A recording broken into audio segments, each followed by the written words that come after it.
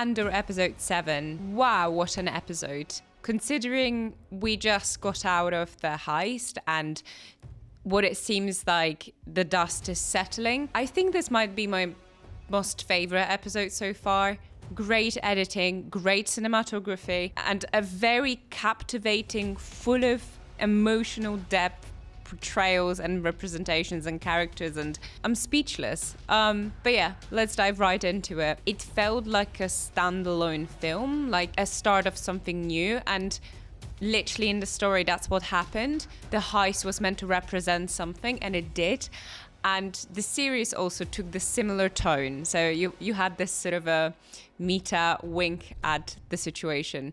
Because the series itself, it feels like it's restarted. It's actually starting something new. We start with the great acting between the Cyril and his mom. And this back and forth, which doesn't even work only as a comic relief, offers you such a nice little taste of what Cyril's life must have been like as his mother's son.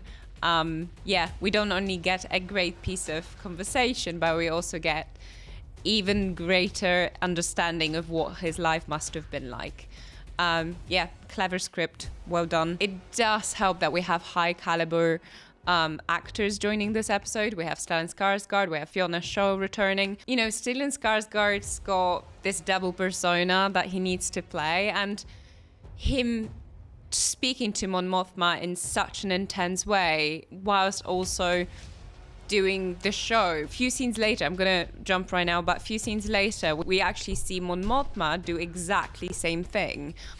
It shows this real emotional depth for both of these characters, Mon Mothma and Stellan Skarsgård's character name, which I can't remember. Let me quickly check. Luthen.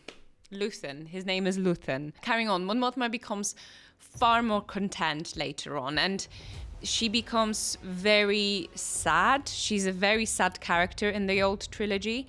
That's why I wonder whether that has anything to do with the fact that she doesn't trust her husband, and perhaps her husband's going to be the one who's going to be this great traitor, and he's going to sort of try to rat her out, and that's when Mothma will become like the flag of the rebellion. These are my assumptions. These are my guesses after kind of seeing how she needs to operate around her husband and stuff. Similar to Luthen's sort of conversation with Mon Mothma and Mon Mothma conversation with her school friend, there was so much depth and so much terror and understanding what's at stake. So even though she doesn't even share with her friend what it's about, we can really feel how important the matter is to her and how desperate she is and how lonely she is.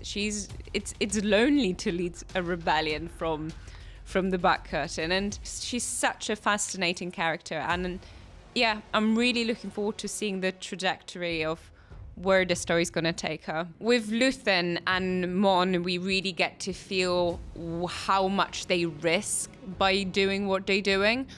But we also got to see real interesting glimpse into how Coruscant operates under the regime of the Empire.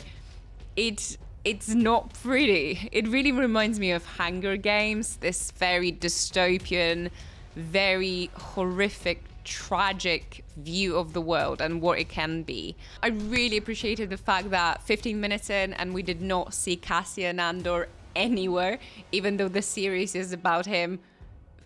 Literally in the title, we didn't get to see him for 15 minutes of the episode, and it was great. We got to see Fiona Shaw again. As I mentioned, she's returning. I'm glad that she sort of had one more scene in her. I mean, of course, she had more scenes in her. Cassian tried to convince Marva to come with him, but Marva sort of stated clear boundaries, clear separations, and pretty much her desire to have much simpler, less stressful life, which, hey, we can relate to that. And also Miro, another strong female character who's just being pushed around in the ranks of the Empire. She risked a lot by going, through the back door and pursuing her investigation, but it paid off. But yeah, I found it very funny how she's literally doing her job, and the Empire has such strict rules and such strict standards that it's actually impossible to do her job. Like, to do anyone's job, you need to follow the protocol. That's why rebels rock, and they always will, because, you know, they don't follow the rules, hence the name rebels, right? I am literally looking forward to seeing every single character's journey and where it leads. And great episode, my favorite so far. Thanks for watching, like and subscribe, and may the force be with you, and off you go. Have a nice day. Bye.